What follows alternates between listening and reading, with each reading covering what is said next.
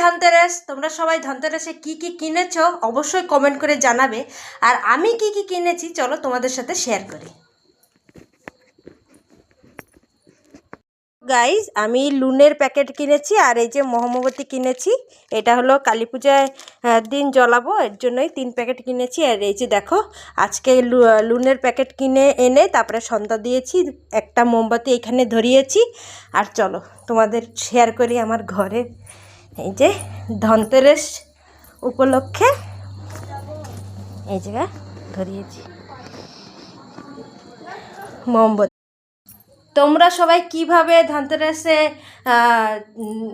কি বলো, তোমরা সবাই কিভাবে ধনতেরাস পালছো আর কিভাবে পুজো দিচ্ছ অবশ্যই কিন্তু ফটো দেবে আমার হলো কমেন্ট বক্সে, তাহলে আমিও দেখতে পারবো, আমিও কিন্তু নেক্সট টাইম করার চেষ্টা করব। আর তোমরা সবাই কি কি গিফট এনেছো সেটাও কিন্তু বলবে ধনতেরাস উপলক্ষে। তাহলে চলো, বাই।